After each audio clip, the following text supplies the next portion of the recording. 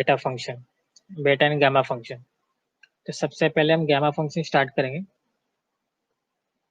फिर उसके बाद हम बेटा फंक्शन करेंगे। तो ऑलरेडी मैं आपकी स्क्रीन पे लिखा हुआ है, in engineering often we use integration by parts while solving integration. जब भी इंटीग्रेशन का क्वेश्चन आएगा, integration by parts u integral आना ही है, और उसको हमने जो है सॉल्विंग प्रोसीजर भी हम जानते हैं, u v one minus u dash v two, ये जो कि हमारा जो है अपडेटेड फॉर्मूला है इंटीग्रेशन बाय पार्ट्स का। अगर इस इंटीग्रेशन में जो है आपको सिंपल से अगर मैं एग्जांपल दूं, x into e raise to x, तो उसका आप इंटीग्रेशन इजीली फाइंड कर लोगे। क्या होगा integration of x e raise to x का?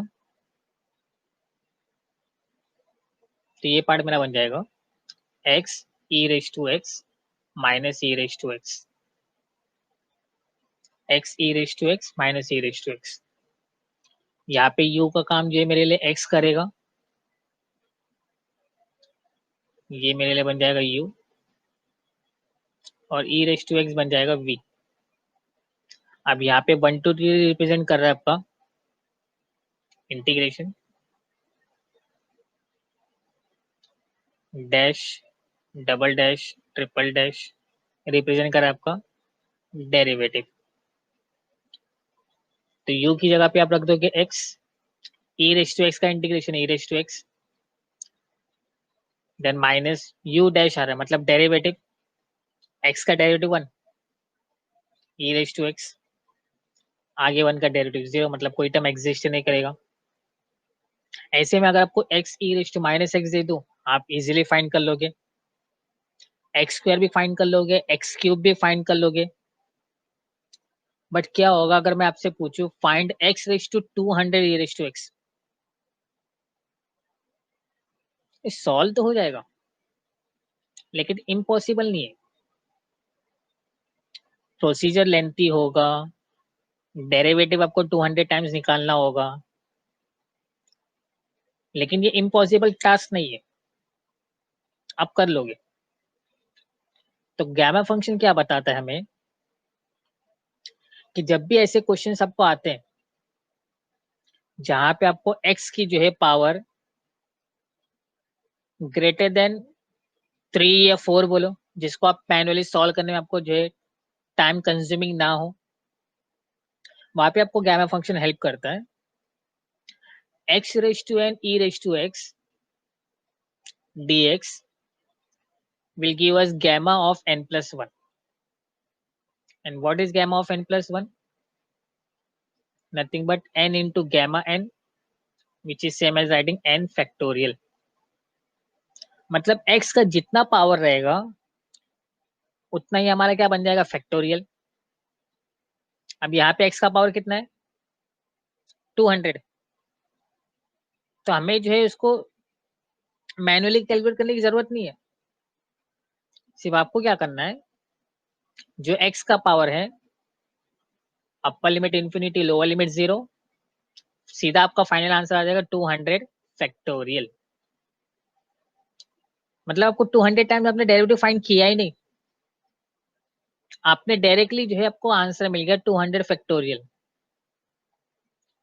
मतलब x का जो पावर रहेगा वही फैक्टोरियल में आ जाएगा। x का पावर n है, अगर हम गैमा फंक्शन के थ्रू सॉल्व कर रहे हैं तो वो हमारा गैमा n प्लस 1 हो जाएगा। अगर फ्रैक्शन में है तो गैमा फंक्शन यूज करेंगे, और अगर पॉजिटिव इंटीजर है तो फैक्टोरियल यूज करेंगे। देखो यहाँ पे x e raise to x d x minus x d x, तो आपका आंसर हो जाएगा 1 फैक्टोरियल। x का पावर कितना है, 1 है तो 1 फैक्टोरियल। x का पावर कितना है, 2, x square e raise to minus x d x will be your 2 factorial. X cube आ रहा है तो 3 फैक्टोरियल। ऐसे एक्स रेज टू एन आएगा तो क्या होगा, n factorial. That is the definition of gamma function, the function of n where n is positive number। इंटीग्रेशन 0 to infinity x raised to n e raised to minus x dx is nothing but gamma of n plus 1, which can also be written as n factorial. अगर कोई n minus 1 के form में लिखता है x raised to n minus 1, तो वो बन जाएगा हमारा gamma n equal to n minus 1 factorial. देखो x का जो पावर है n, वही हमारा फैक्टोरियल में आएगा, लेकिन जैसे ही गैमा फंक्शन आता है तो गैमा फंक्शन में क्या हो जाएगा, n प्लस 1 हो जाएगा। क्लियर है? ऐसे यहाँ पर अगर मैं n माइनस 1 के फॉर्म में लिखता हूं तो गैमा में क्या करना है, उसके प्लस 1 करना है। तो n माइनस 1 प्लस 1 आपका बन जाएगा n, that is a gamma n equal to n minus 1 factorial. ये तभी पॉसिबल है जब आपका इंटीग्रल इज कन्वर्जेंट, मतलब एक फाइनाइट नंबर आपको इंटीग्रेशन के सॉल्व करने के बाद मिलेगा। अगर इंटीग्रल ये डाइवर्जेंट होता तो इस टाइप के इंटीग्रल को हम सॉल्व ही नहीं कर पाते। जिस इंटीग्रल का आंसर फाइनाइट नंबर होता है इसको हम बोलते हैं कन्वर्जेंट।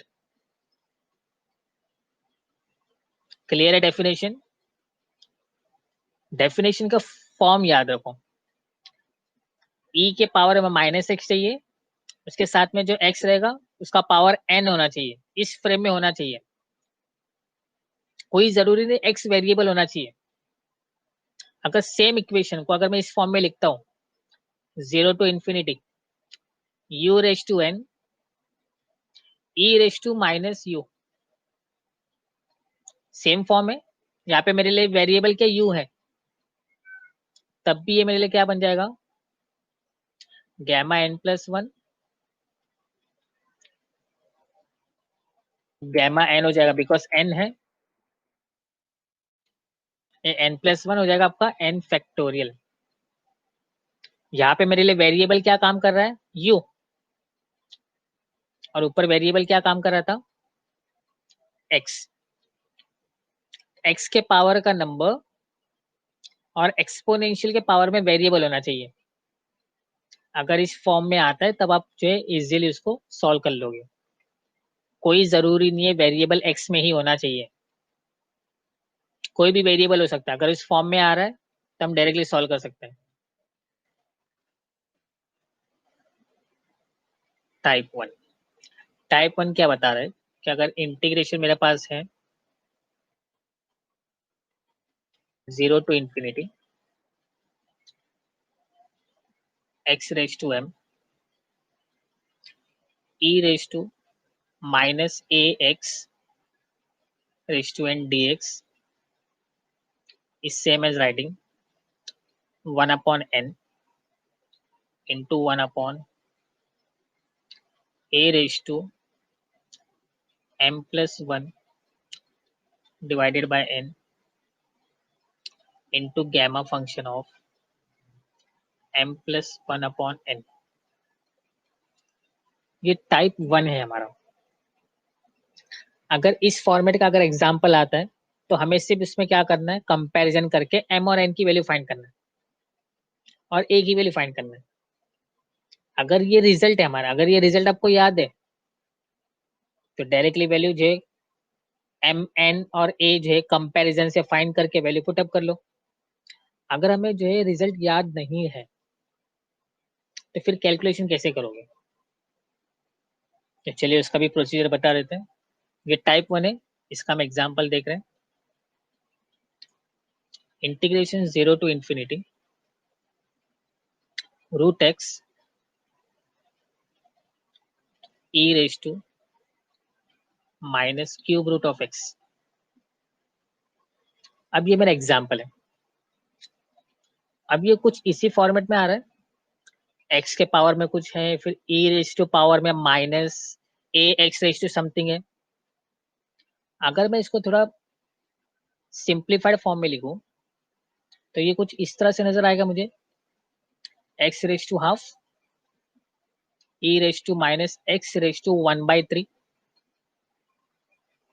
अगर मैं इसको कंपेयर करता हूं, इन दोनों से अगर मैं कंपैरिजन करता हूं तो m की वैल्यू क्या मिल रही है, हाफ, a की वैल्यू मिल रही है 1 और n की वैल्यू मिल रही है 1/3। अब मेरा एक काम है कि सिर्फ ये वैल्यू को उठा करके ऊपर रिजल्ट में पुट कर दो और आंसर निकाल लो। क्या होगा अगर मुझे रिजल्ट याद ही नहीं आ रहा है, क्योंकि देख सकते हैं ना रिजल्ट को इतना आसान तो नहीं है ना, एकदम स्ट्रेट फॉरवर्ड तो नहीं है ना। अगर हमें रिजल्ट याद नहीं आए तो क्या करना पड़ेगा, तो इसका प्रोसीजर ये है, ध्यान रखो हमारा जो है मेन फॉर्मुलेट क्या है, एक्स रेज टू एन होना चाहिए और ई रेज टू माइनस एक्स होना चाहिए। ई के पावर में जस्ट माइनस एक्स, ना एक्स क्यूब ना स्क्वायर ना रूट ना पावर 5 ना कुछ, सिर्फ ई रेज टू माइनस एक्स। यहाँ पे ई के पावर में क्या आ रहा है, माइनस एक्स क्यूब, ये क्यूब रूट ऑफ एक्स। ई तो चाहिए मुझे, माइनस भी चाहिए, लेकिन ये क्यूब रूट ऑफ एक्स नहीं चाहिए यहाँ पर मुझे। तो यहाँ पे हम क्या करेंगे, put x raise to 1/3 equal to t, because e के पावर में माइनस के साथ में मुझे क्या चाहिए, एक्स चाहिए, लेकिन मेरे पास क्या है, क्यूब रूट ऑफ एक्स, तो उसी को हम सब्स्टिट्यूशन में ले लेंगे। अगर पहले से है तो वैल्यू पुटअप करेंगे और अगर नहीं है तो फिर सब्स्टिट्यूट करना पड़ेगा। तो यहां से हमें क्या मिल जाएगा, एक्स की value T cube, cube on both side, क्या करना पड़ेगा हमें, क्यूब ऑन बोथ साइड। तो एक्स की वैल्यू क्या मिल जाएगी, टी क्यूब। अब इसको डिफ्रेंशिएट करते हैं तो हो जाएगा d x equal to 3t² dt, x का derivative d x, t cube का derivative 3t² into d t. अब ये हो गया। अब देखो ये जो लिमिट है 0 टू इंफिनिटी, ये कौन से वेरिएबल की है, एक्स की है, लेकिन हम एक्स क्यूब को क्या पुट करें, न्यू वेरिएबल टी, तो मुझे न्यू लिमिट फाइंड करना पड़ेगा टी का। लिमिट ऑफ टी, तो लिमिट ऑफ टी फाइंड करने के लिए मेरे पास एक्स की वैल्यू पुट करना पड़ेगा। If x equal to infinity, मैं यहाँ पे पुट करता हूँ, अगर एक्स पे मैं इंफिनिटी रखता हूँ तो टी की वैल्यू भी क्या हो जाएगी, इंफिनिटी, बिकॉज इंफिनिटी का अगर मैं क्यूब रूट लेता हूँ फिर से इंफिनिटी मिलेगा। अगर एक्स की वैल्यू 0 रखता हूँ तो टी भी क्या हो जाएगा, 0। अब मेरे पास फॉर्मेट बन जाएगा 0 टू इंफिनिटी। अब देखो यहाँ पे एक्स की वैल्यू क्या है, टी क्यूब, तो यहाँ पे पुट करेंगे तो ये हो जाएगा टी क्यूब रेज टू 1/2। देखो ये जो पार्ट हमने सिंप्लीफाई किया है, मैं यहाँ पे लिख दूं पुट इन स्टार, इसको मैं स्टार मार्क करता हूँ, बिकॉज ऊपर जो क्वेश्चन है उसका सिंप्लीफाइड वर्जन है सेकेंड स्टेप। तो एक्स की जगह पे मुझे क्या लिखना पड़ेगा, t cube raise to half e raise to minus, x की वैल्यू क्या है, एक्स रेज टू 1/3 को हमने क्या लिया, टी, तो क्या e raise to minus t. dx की जगह पे मुझे क्या लिखना पड़ेगा, 3t² dt। समझ में आ रहा है, एक्स रेज टू 1/t को t लिया, फिर क्यूब ऑन बोथ साइड करके हमने एक्स की वैल्यू फाइंड किया, फिर डिफरेंशिएट किया हमने, फिर हमने लिमिट ऑफ टी फाइंड किया, because limit of t find करने के लिए हमें एक्स की लिमिट पुट करना पड़ेगा। क्वेश्चन में वेरिएबल एक्स है तो लिमिट भी जो है एक्स की दिया हुआ है, लेकिन हम यहाँ पे क्या कर रहे हैं, न्यू वेरिएबल टी पुट कर रहे हैं, तो मुझे ओल्ड लिमिट यूज करके new limit of t find करना पड़ेगी। तो ये हो गया। अब इसको सिंप्लीफाई कर लेते हैं, 0 to infinity, तो ये हो जाएगा मेरा t⁻³ इंटू टी स्क्वायर को मैं यहाँ पे ले लेता हूँ और ये 3 को मैं बाहर ले लेता हूँ बिकॉज इसका कोई यूज ही नहीं है। e⁻⁻t, shuffling of the terms कर रहा हूँ मैं। अब देखो यहाँ पे लॉज ऑफ इंडाइसिस यूज करना पड़ेगा, फिर हमें क्या होता है a⁻m मल्टीप्लाई a⁻n, हो जाएगा a⁻m+n, तो ये जाएगा 3 times integration 0 to infinity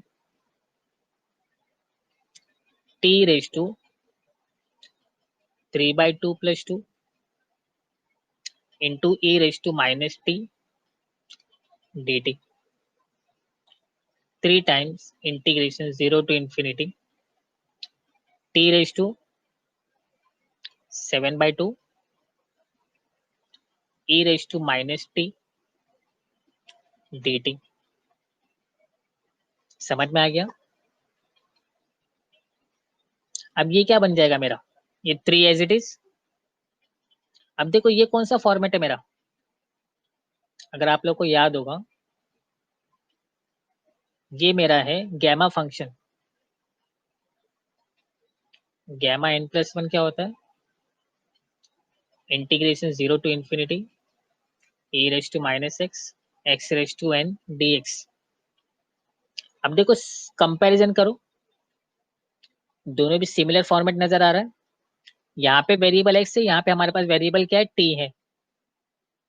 e के पावर में -t चाहिए जो कि वेरिएबल है, यहाँ पर भी सेम है e⁻x, यहाँ पे x वेरिएबल है, यहाँ पे x का पावर क्या है n, तो बन जाएगा गैमा n+1। यहाँ पे वेरिएबल क्या है t, इसका पावर क्या है 7/2, तो ये बन जाएगा मेरा गैमा फंक्शन 7/2 + 1। क्लियर है? डेफिनेशन कंपेयर करो, वैल्यू पुटअप करो, तो हो जाएगा 3 टाइम्स गैमा 9/2। अब 9/2 गैमा फंक्शन है, तो गैमा फंक्शन का डेफिनेशन हमने ऑलरेडी देखा हुआ है। क्या होता है gamma function, gamma of n+1 is nothing but gamma of n into gamma n, 1 less करना है। लैप्लास के शुरुआत में भी हमने देखा था ये पार्ट। तब 9/2 है, तो इसका शॉर्ट ट्रिक क्या है, 3 टाइम्स। अब 9 से पहले ऑड नंबर कौन सा आता है, 7, तो मैं यहाँ पे लिख दूंगा 7/2। 7/2 के बाद नेक्स्ट ऑड नंबर क्या आता है, 5/2। फिर नेक्स्ट ऑड नंबर क्या आता है, 3/2। फिर नेक्स्ट ऑड नंबर क्या आता है, 1/2। देखो मैं डिनोमिनेटर की जो है और सीक्वेंस की बात नहीं कर रहा हूँ, मैं न्यूमरेटर के सीक्वेंस की बात कर रहा हूँ मैं। फिर इसके आगे क्या बन जाता है लास्ट में हमारे पास, गैमा हाफ। तो सीक्वेंस कैसे याद रखना, 9 है, 9 को छोड़ देना है, उसके पीछे जितने भी ऑड नंबर है सबको लिख लेना है, 7 5 3 1, सबके डिनोमिनेटर में 2। तो ये आंसर बन जाएगा मेरा 3 7 21, 5 3 15, 15 इंटू 21 315, 2⁴ ये हो जाएगा 16। गैमा हाफ की वैल्यू होती है √π। That's my answer. क्लियर है? Integration 0 to infinity x e⁻x⁸ dx into integration 0 to infinity x² e⁻x⁴ dx equal to π/16√2। ये हमें प्रूफ करना है।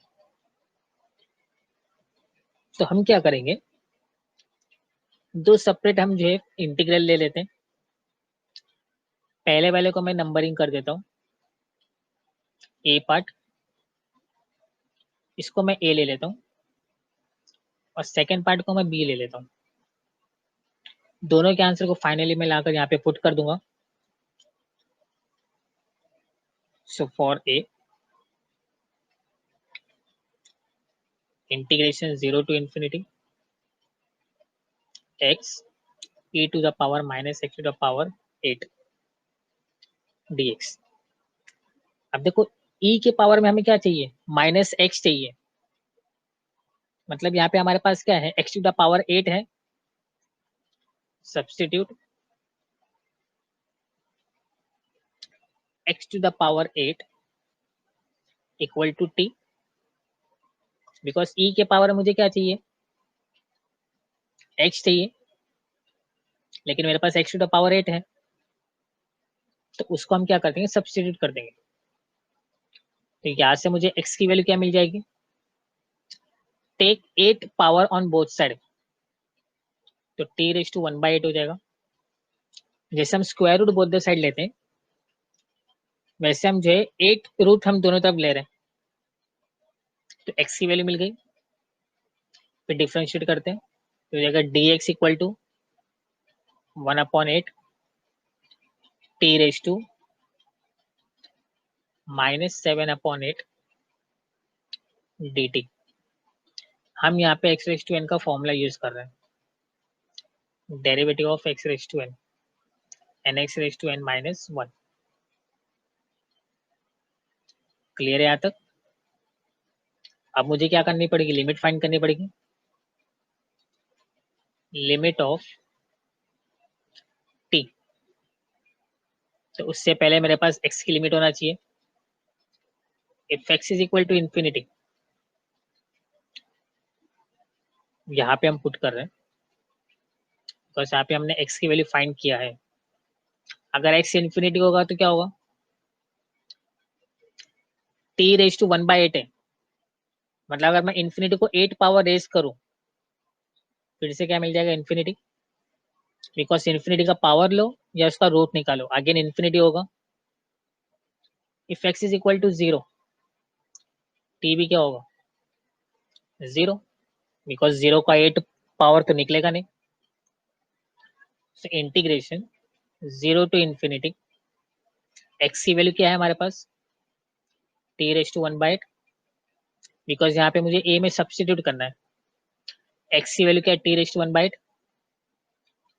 e raise to minus t, because x to the power 8 को हमने क्या लिया है, t, और dx की वैल्यू क्या है हमारे पास, 1/8 t रेज टू -7/8 dt। हमने वैल्यू सब्स्टिट्यूट कर दिया ना, 1/8 बाहर लेते, integration 0 to infinity t raise to 1/8 into t raise to -7/8 into e raise to -t dt। Again हम क्या करेंगे, लॉज ऑफ इंडाइस यूज करेंगे, a raise to m into a raise to -n, हो जाएगा a raise to m -n। तो ये property के according 1/8 integration 0 to infinity t raise to -6/8 हो जाएगा into e raise to t dt, which is same as writing 1/8 integration 0 to infinity e raised to minus 2 3 is 6 2 4 is 8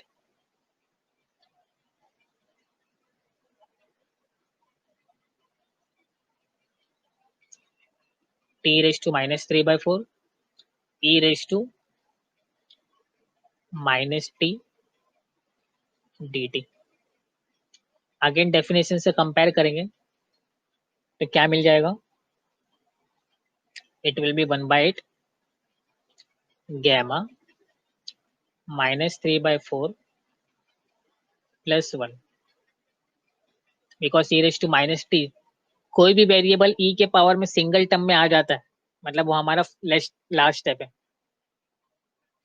तो ये बन जाएगा मेरा 1/8।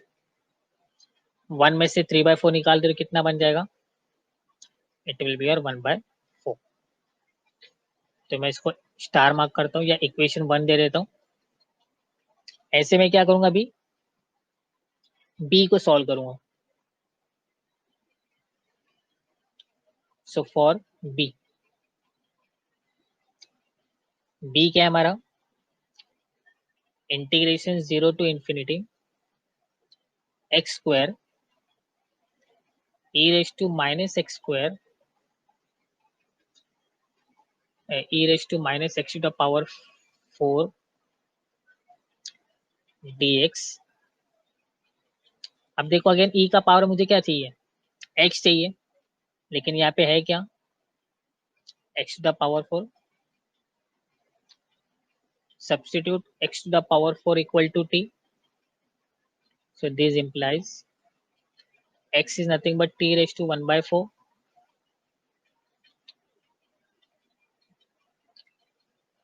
take fourth root on both side, मैं लिख देता हूँ यहाँ पे, take fourth root on both side। अब उसका क्या लेना पड़ेगा, derivative. it will be dx equal to 1/4 t raised to minus 3/4 dt। तो ये हमने dx निकाल दिया। Again limit, limit of t, तो आपको पहले x पुट करना पड़ेगा। If x is infinity then t is also infinity. If x is 0 t is also 0। So therefore integration 0 to infinity x square, x की value हमने क्या find किया है, t raised to 1/4, उसका हम क्या कर रहे हैं, स्क्वायर कर रहे हैं। x की वैल्यू क्या फाइंड किया है, t raised to 1/4, उसका square into e raised to minus t। dx की वैल्यू हमने क्या लिखा है, 1/4 t raised to minus 3/4 dt। Clear है यहाँ तक। 1/4 कांस्टेंट बाहर, integration 0 to infinity t raised to 1/4 का स्क्वायर, फोर्थ रूट का स्क्वायर करोगे तो ये हो जाएगा t raised to 1/2। और अगर 1/2 नहीं करना है तो इसको एज इट इज रहने दो। तो मैं इसको लिखता हूँ t raised to 2/4 because using laws of indices a raised to m upon n into c power c, तो a raised to mc upon n। जो पावर में जो टर्म होता है वो हमेशा न्यूमरेटर में मल्टीप्लाई होता है।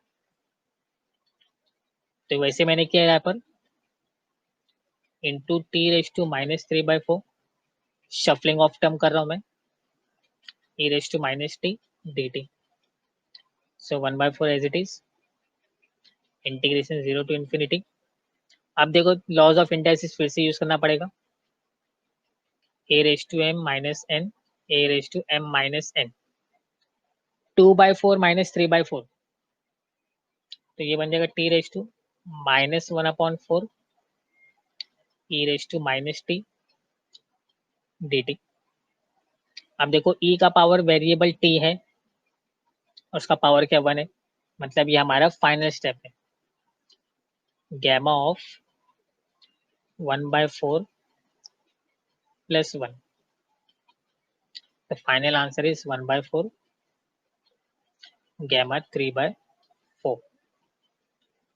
तो इसको मैं देता हूँ इक्वेशन 2। सो फ्रॉम 1 and 2,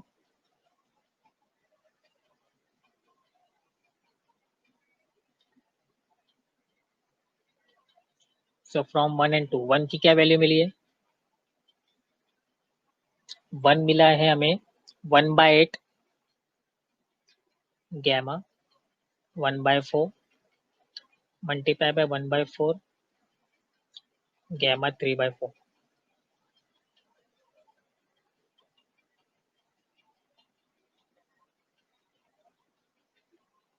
तो इससे हमको मिल जाएगा, जो बाहर का टर्म है वो बाहर ही मल्टीप्लाई होगा, it will B 1/32,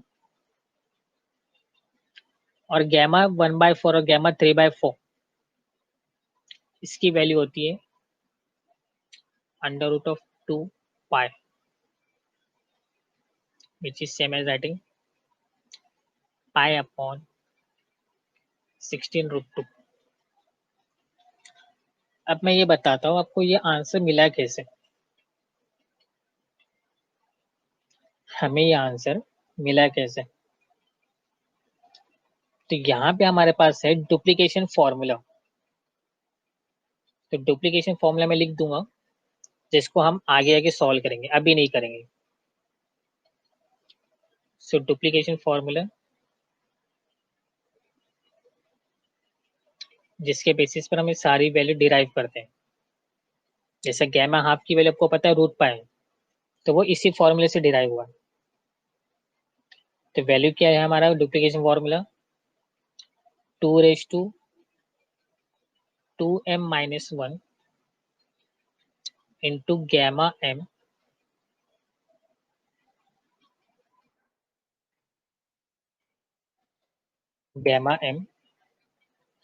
into gamma m+1/2 is equal to √पाई इंटू गैमा 2m। सब यहाँ पे मल्टीप्लीकेशन है। तो ये हमारा डुप्लीकेशन फॉर्मूला। अगर मैं m की जगह पे 1/4 पुट करता हूँ, if m is equal to 1/4 ऊपर फॉर्मूले में पुट करोगे, तो आपको आंसर मिलता है गैमा 1/4 गैमा 3/4, जिससे आपको वैल्यू मिल जाएगी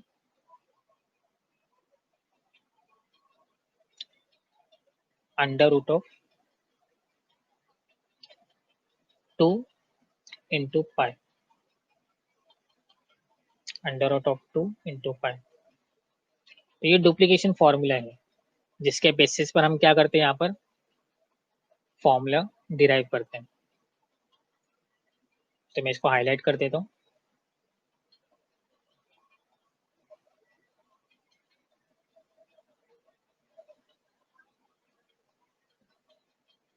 तो ये डुप्लीकेशन फॉर्मूले के बेसिस पर ही हम पूरा कैलकुलेशन करते हैं। तो मैंने 1/2 के लिए आपको ट्रिक बता दिया। सर 9/2 मुझे गैमा निकालना है, तो 9 के बाद नेक्स्ट ऑड नंबर क्या होता है, 7, उसके बाद 5, फिर 3, फिर 1। तो सबको 7/2, 5/2, 3/2, 1/2 लिख दो, और लास्ट में आपको क्या लिखना है, √पाई। तो ये हमारा एक प्रोसीजर होता है। क्लियर है यहाँ तक। अगर ऐसे आपको क्वेश्चन में यहाँ पे अगर पूछा जाए गैमा 1/6, तो ये डुप्लीकेशन फॉर्मूला आपको यूज करना है। m की जगह पे आप क्या करोगे, फिर 1/6 पुट कर दोगे, वैसे फिर कैलकुलेशन सॉल्व हो जाएगा। क्लियर है यहाँ तक, कोई डाउट है यहाँ पर।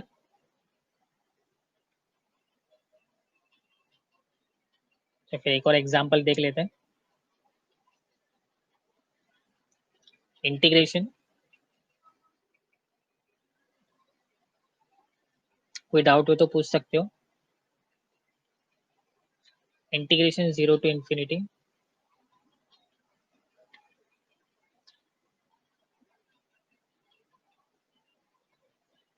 √x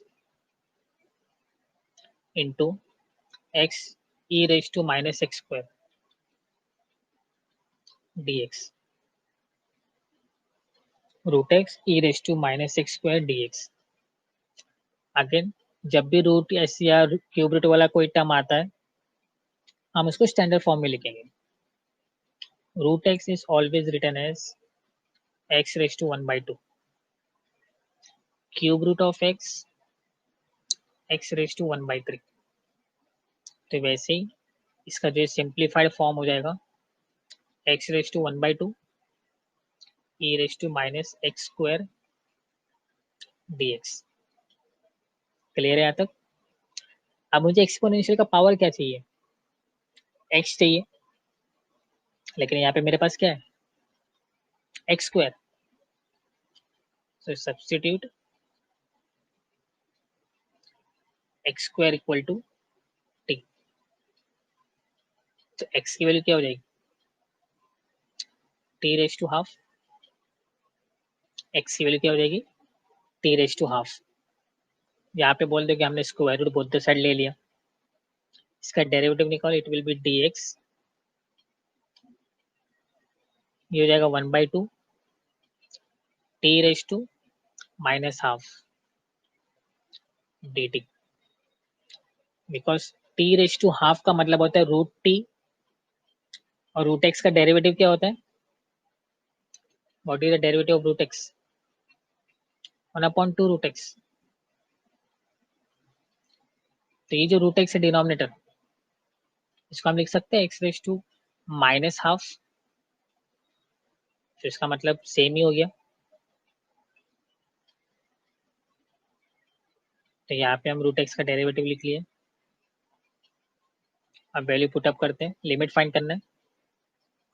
limit of t if x is equal to infinity, तो टी भी क्या होगा? अगर एक्स इंफिनिटी है तो टी भी इंफिनिटी हो जाएगा।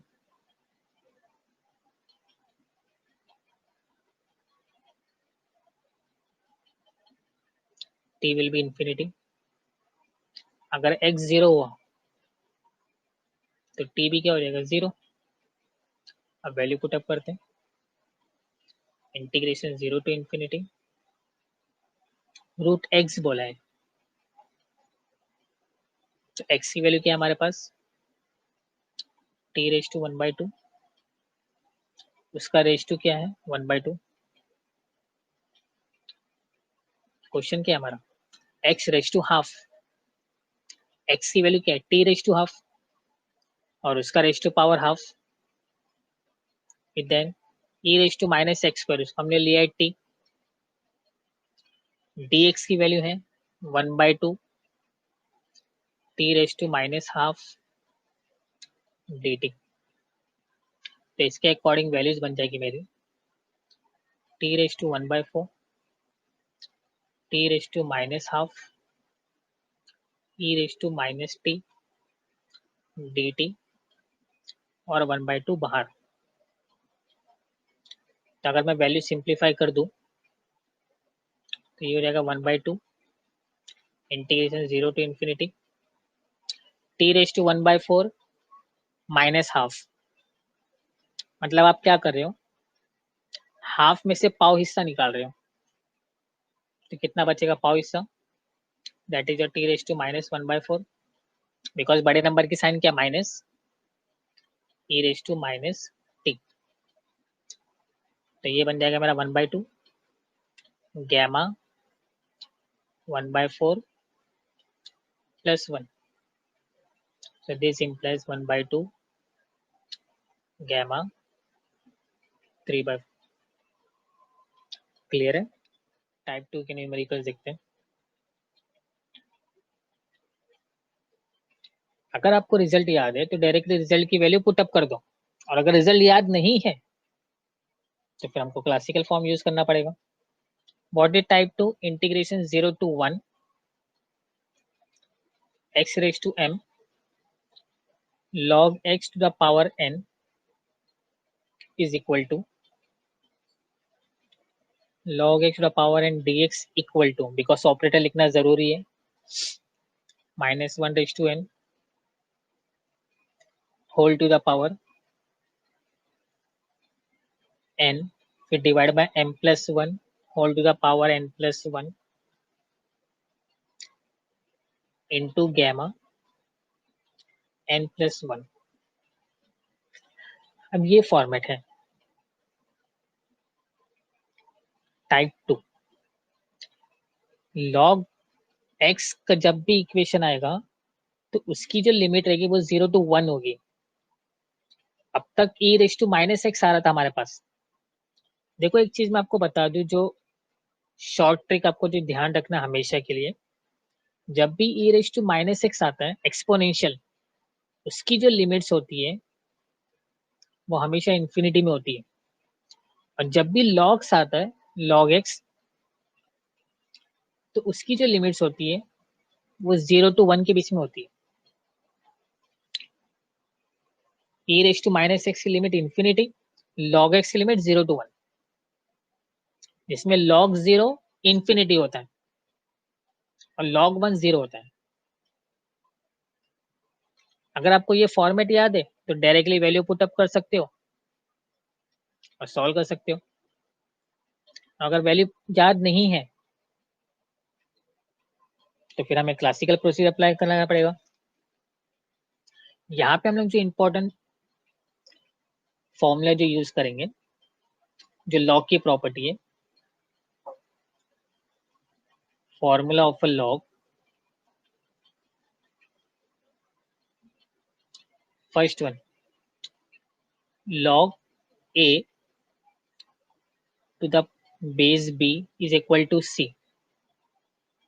Log a to the base b equal to c can also be written as a equal to b to the power c.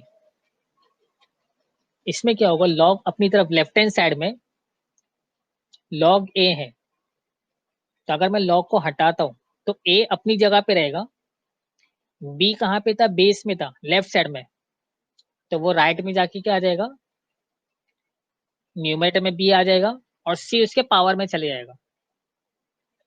तो एक तो ये प्रॉपर्टी यूज करेंगे। सेकेंड हम यूज करेंगे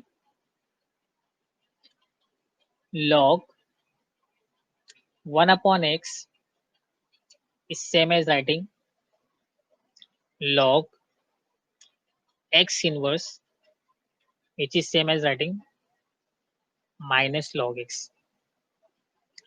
थर्ड प्रॉपर्टी जो log की यूज करना है वो है log a to the power m, होता है m log a। ये प्रॉपर्टी यूज करके हम वैल्यूज को सिंप्लीफाई करेंगे। log a to the power b equal to c होता है, तो लेफ्ट हैंड साइड में a अपनी जगह पे रहेगा, b जो बेस में था log के वो राइट हैंड साइड में न्यूमरेटर में चले जाएगा, c उसके पावर में चले जाएगा।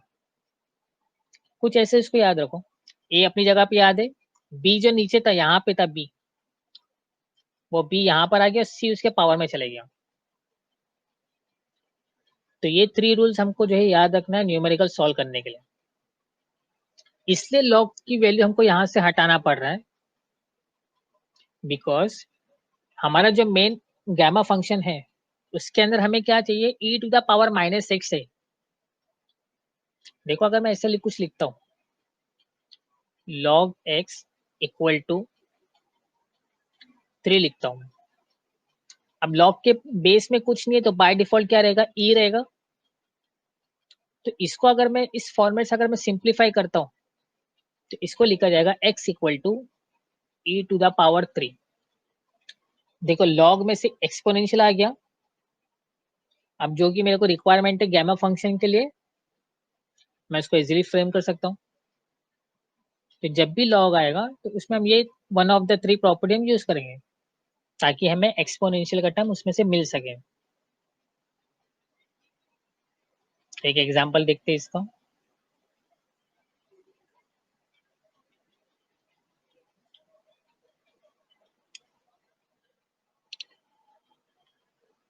Integration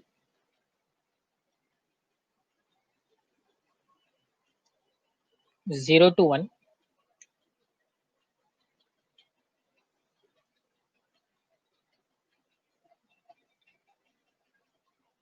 0 to 1 log 1 upon x to the power p minus 1 dx। अब ये मेरा क्वेश्चन है। अब देखो क्वेश्चन में मुझे क्या चाहिए था, जो ओरिजिनल एग्जाम्पल है हमारा डेफिनेशन, क्या डेफिनेशन है हमारा? Definition of gamma function integration 0 to infinity e raised to minus x raised to n dx, ये डेफिनेशन है। अब लॉग में देखो बेस में कुछ नहीं, मतलब बाय डिफॉल्ट ई है, तो यहाँ से हम वैल्यू डिराइव कर सकते हैं एक्सपोनेंशियल।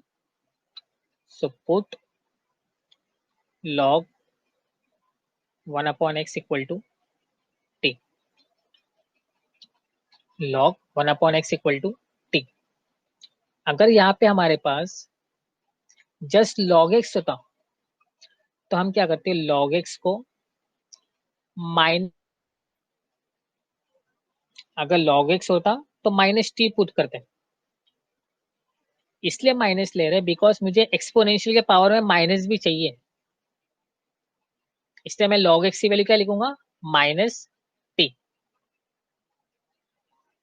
और अगर लॉग 1 अपॉन एक्स है तो इसको जस्ट हम टी लेंगे, तो लॉग 1 अपॉन एक्स को क्या लिख सकते हैं हम, देख रहे हो यहाँ पे सेकेंड प्रॉपर्टी क्या बता रहा है, माइनस लॉग एक्स, तो ये हो जाएगा मेरा minus log x equal to t, which implies log x equal to minus t, further x is equal to e raise to minus t. देखो log के बेस में कुछ नहीं, तो बाय डिफॉल्ट क्या है, e है, तो मैंने आपको बताया log की first property, e right side में चले जाएगा न्यूमरेटर में और माइनस टी उसके पावर में चले जाएगा। अब इसका डेरिवेटिव निकालते हैं, dx equal to minus e raise to minus t d t, e raise to x का derivative e raise to x, और ऊपर जो है माइनस टी है उसका डेरिवेटिव क्या हो जाएगा, 1। टी को भी एक्स के से डेरिवेटिव निकालना है।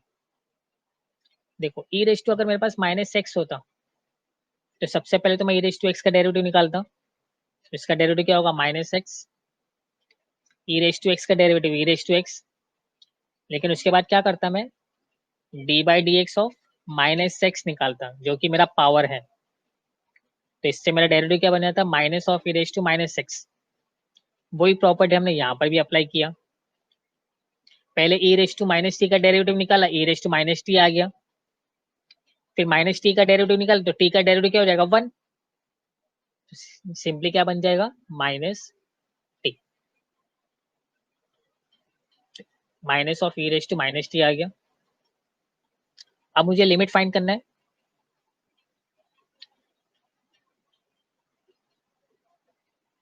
Finding limit of t, if t equal to 1 तो एक्स क्या हो जाएगा, सॉरी मैं यहाँ पे तो पहले एक्स को लिख रहा हूँ ना, मैं एक्स को हमने सब्स्टिट्यूट किया, अगर एक्स की वैल्यू 1 होती है तो टी क्या बन जाएगा, 0।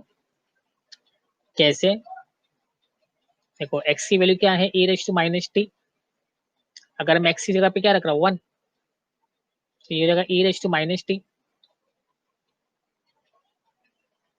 तो जब e 1 equal to e raise to minus t आता है तो हम क्या करते हैं, take log on both side, ये रहेगा log 1 equal to log e to the power minus t, ये रहेगा log 1 minus t log e, log की प्रॉपर्टी अप्लाई करो, log a to the power m, m log a, log 1 की value क्या होती है, 0, log e क्या होता है, 1, तो माइनस टी इक्वल टू 0, तो t की वैल्यू क्या मिल गई, 0।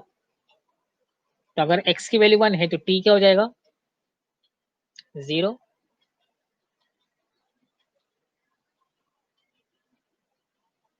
नेक्स्ट वन, ये तो हमने x इक्वल टू 1 पुट किया, अगर x इक्वल टू 0 होता तो t क्या बन जाता, इंफिनिटी। कैसे, एक्स की वैल्यू क्या है, e raise to minus t, तो क्या मैं इसको लिख सकता हूँ x equal to 1 upon e raise to t. X की वैल्यू क्या है 0, तो 1 upon e raise to t. तो इससे क्या हो जाएगा, ई रेस टू टी ऊपर चले जाएगा, 1 अपॉन 0 आ जाएगा, इसको नीचे शफल कर लो, ई रेस टू टी ऊपर जाएगा, 0 नीचे आ जाएगा, और 1 अपॉन 0 क्या होता है, infinity. E raise to t equal to क्या आ गया, infinity. Now take log on both side, तो इससे हो जाएगा मेरा t log e equal to log infinity. Log infinity तो वैसे इन्फिनिटी होता है, और लॉग ई की वैल्यू 1 हो गया, तो टी क्या मिल गया मुझे, इन्फिनिटी। तो इससे टी की वैल्यू क्या मिल गई, इन्फिनिटी मिल गई। क्लियर है, तब लिमिट मिल गई, वैल्यू पुटअप करते हैं, इंटीग्रेशन 0, जहां पे x की लिमिट 0 है वहां पे t की लिमिट क्या पुट करनी पड़ेगी, इन्फिनिटी। x 0 कहां पर है, लोअर लिमिट में, तो t की वैल्यू इन्फिनिटी लोअर लिमिट में जाएगी, और अपर लिमिट में क्या आ जाएगा, 0। नाउ log 1 अपॉन एक्स, हमने क्या लिया था, t लिया था, तो क्या t raise to p minus 1 into dx की वैल्यू क्या है, minus e raise to minus t dt। अब देखो हमने जो है 12th स्टैंडर्ड में एक डेफिनेशन पढ़ा इंटीग्रेशन का, integration a to b f of x dx is nothing but minus of b to a f of x dx। अगर आप लिमिट को इंटरचेंज करते हो तो आपको माइनस साइन मिल जाता है, ये तब हम इंटरचेंज करते हैं जब लोअर लिमिट और अपर लिमिट जो है कि सीक्वेंस जो है प्रॉपर फॉर्मेट में नहीं होता है। Upper limit is always greater than lower limit, अगर ये होता है तब हम करते हैं। अब देखो यहाँ पे इन्फिनिटी कहां पर है, नीचे की तरफ है, मतलब अगर मैं लिमिट को चेंज करूं, अपर लिमिट में मुझे इन्फिनिटी चाहिए, लोअर लिमिट में 0 चाहिए, ये स्टैंडर्ड फॉर्म है, इन्फिनिटी टू 0 स्टैंडर्ड फॉर्म नहीं है। अगर मैं लिमिट इंटरचेंज करता हूं तो मुझे क्या मिल जाएगा, माइनस मिल जाएगा बाहर, ये हो गया t raise to p minus 1, ये माइनस है, ये माइनस माइनस बाहर जाके जो है प्लस हो जाएगा, e raise to minus t d t. मैं यहाँ पे लिख दूं इंटरचेंज ऑफ लिमिट,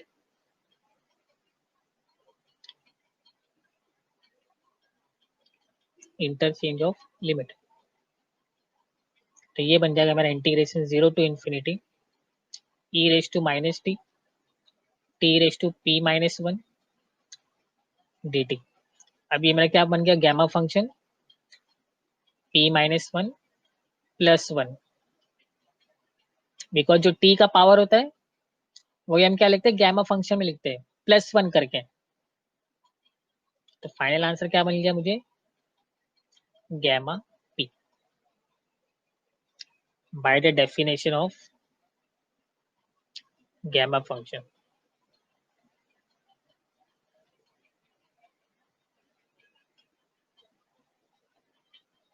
क्या है गैमा फंक्शन की definition, integration 0 to infinity e raised to minus x raised to n dx is nothing but gamma of n plus 1। यही value हमने ऊपर लिखा है, यहाँ पे वेरिएबल x है, ऊपर वेरिएबल t है, यहाँ पे वेरिएबल x है, ऊपर वेरिएबल t है, यहाँ पे x का पावर n है, यहाँ पे t का पावर क्या है p माइनस 1, तो n की जगह पर हमने p माइनस 1 लिख दिया। So that's my final answer. Clear है यहाँ तक।